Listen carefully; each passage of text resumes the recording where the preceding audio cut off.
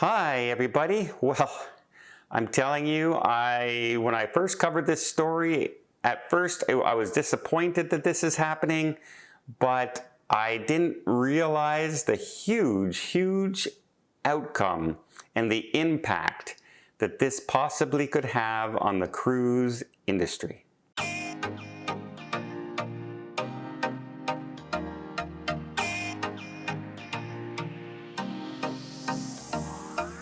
So I want to talk a little bit more about P&O Cruise Line Australia being absorbed into the Carnival Cruise Line brand. Again, we really haven't been told by Carnival what their full intentions are now, other than they're absorbing them into the company for cost-saving measures. That's the only reason they're doing it. It's not to do any other specific thing, but it is a cost-saving measure. Also, we're losing 3 ships. Well, one is going away completely, the Pacific Explorer, and then we're losing the Encounter, and the Adventure is going into the Carnival fleet. We still don't know what's happening with those ships. We don't know if they're going to be rebranded as Carnival British kind of thing. Like, hey, here's our Italian brand Carnival. Here's our North American brand Carnival. Here's our British brand Carnival. You know what I mean? We don't know what they're going to do. Or are they just going to absorb them, paint them the colors of Carnival, and away they go? It's going to be Carnival ships. Now, we do know that the Pacific Encounter and Adventure are larger than the Explorer, which is probably the reason those 2 ships are being kept and the Explorer is the one going away. It's a smaller cruise ship. Cruise lines right now tend to be going towards the large cruise ship, bigger and better, more people in the smaller square space kind of thing, more money, less impact on the environment, more bucks in their seats, how we say, right? It cuts costs dramatically. It's a lot cheaper to run one large ship that holds 5,000 people than it is to run 2 ships that hold 2,500 people. Their savings is about 60% for the same amount of money. So you can see why they're doing that. But P&O Australia has been there for 90 years. It's really an icon in Australia. People have grown to love it. They're so loyal to it, especially Australians who, you know, it's home ported to them. To them, it's like their cruise line almost. They just flock to that cruise ship. And now it's disappearing. But not only P&O is disappearing. We have other brands saying, like Virgin, they're not going to return. We have other brands who've cut their ships that are going there down. They're not sending as many ships starting in 2025 and 2026. And so they're starting to say, wait a minute now, this is going to start impacting our shore people.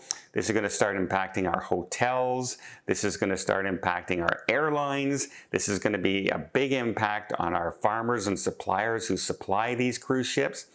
Picture a port, say Sydney, where they're supplying all the cruise ships every 7 or 8, 10 days. And now picture that 5 ships have disappeared holding over 3,000 people. Oof, that's a lot of money for these companies, these suppliers. And now the suppliers have to find out, well, is Carnival still going to send ships? Are they going to replace those ships? Is somebody else going to do it? Is somebody going to be taking up the mantle, if you will, and say, you know what? If they're not going to go there, let's send out 2 more of our ships there. We don't know. And the suppliers don't know, but they need to find out because it could affect their workforce and how their growth, what they're going to grow on their fields, etc. Because they need to know where they're going to send their food, where they're going to send their supplies. And if there's no ships there, they don't want to have waste that they can't get rid of. Or even worse for them, they make all this food and everything and have to sell it at a discount. I know it would be good for the people living there, but you know, they have all this stuff that they have to get rid of, so it gets discounted, and now the prices drop and they're making less money. You can see their predicament. So from a operational stand in Australia, it's a mess right now. People don't know what's happening. Hotels don't know what's happening. The tourism industry doesn't know what's happening. And it's all from the stem of one cruise line saying, yeah, we're going to save some money and we're going to roll it into our own, but then not giving any further details, not letting anybody else know what's happening. And Carnival needs to do that pretty soon, or they're going to have a lot of angry clients in Australia and P&O Cruise Line lovers, around the world. Anyone who loves to sail with them might just say, you know what, I'm pretty angry that Carnival's doing this and I'm not going to sail with them anymore.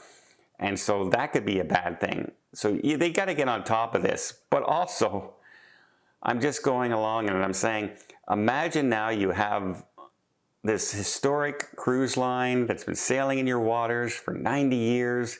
You booked a cruise with them, and now they're coming along and saying, your cruise is canceled. And you're going, oh, okay, well, what other cruise can I take?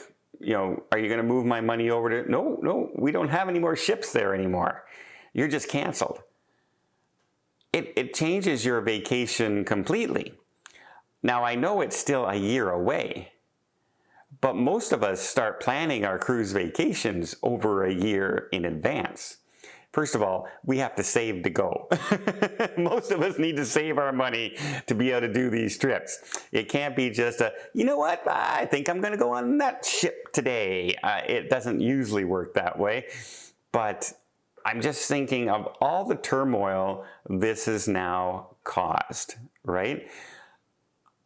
It's funny how one decision to save money can affect so many things, complete industries. Hotel industries, farming industries, supplier industries, the dock worker industries, the people going on vacation, all of their lives. One decision coming down and changing all that. It's kind of crazy.